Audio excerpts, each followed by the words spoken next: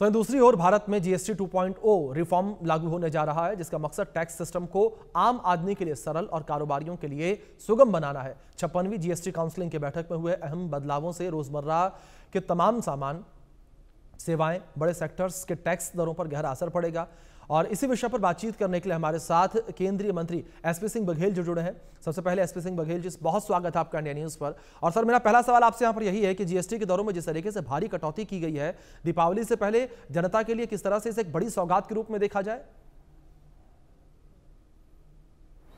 माननीय प्रधानमंत्री जी ने लाल किले की प्राचीर से 15 अगस्त को जो देशवासियों को जीएसटी संबंधित एक वादा किया था कि वो इसमें काफ़ी अच्छा उपहार देंगे, उन्होंने अपने वादे को निभाया और इस देश के आम व्यक्ति का ख्याल रखने का काम किया है, जिसमें हम उसका स्वागत करते हैं, अभिनंदन करते हैं।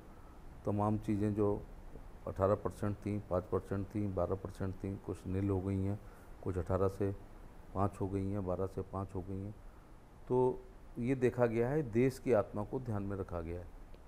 प्रधानमंत्री जी को पता है कि इस देश में 80 करोड़ लोगों को वो 5 किलो गेहूँ चावल देते हैं, 11 करोड़ किसानों को 2000 की सम्मान निधि देते हैं। इसका मतलब लघु सीमांत किसान है, इसलिए ट्रैक्टर और हमारे स्प्रिंकलर, ड्रिप इरीगेशन संबंधित चीज़ों में बहुत बड़ी छूट है। जो एसेंशियल चीज़ें हैं उनमें बहुत बड़ी छूट है। लग्जरी चीज़ों में थोड़ा बढ़ाने का काम किया है। अफोर्डेबल एजुकेशन को नील किया है और हेल्थ सेक्टर में बहुत बड़ी छूट दी है कि सभी इंश्योरेंस को जीरो करने का काम किया है।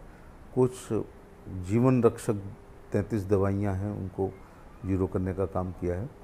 तो किसानों का भी ख्याल रखा गया है, उपभोक्ताओं का सबसे बड़ा ख्याल रखा गया है। दूसरी ओर सर, अगर डेयरी प्रोडक्ट्स को लेकर बात करें तो यहाँ पर 12% से 5% जीएसटी कर दिया गया, इसको लेकर क्या कहेंगे आप? मैं निजी तौर से प्रधानमंत्री जी का आभार, फिशरी एनिमल हस्बेंड्री डेयरी राज्य मंत्री के रूप में, कि इसमें 12 से 5 किया है। और डेयरी के प्रोडक्ट जो हैं उसको अमीर से लेके गरीब तक दिन में एक बार सेवन ज़रूर करता है, चाहे वो पनीर हो, मक्खन हो, घी हो, चीज़ हो, सब में इस प्रकार की छूट दे करके आम आदमी तक डेयरी प्रोडक्ट्स को सहज और सुलभ और कम दामों पर उपलब्ध कराने का काम किया है। इसका हेल्थ से भी बहुत गहरा संबंध रहेगा।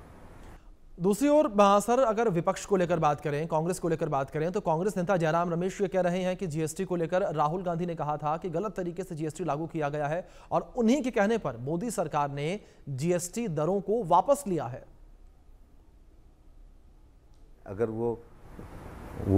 अगर वो कहेंगे जो ये वो होता है खिसियानी बिल्ली खंबा नोचे, जैसे हर चीज़ में वो कहते हैं हमने चूंकि पहले कहा था। अरे भाई, आपके कहने पर थोड़े हो रहा है।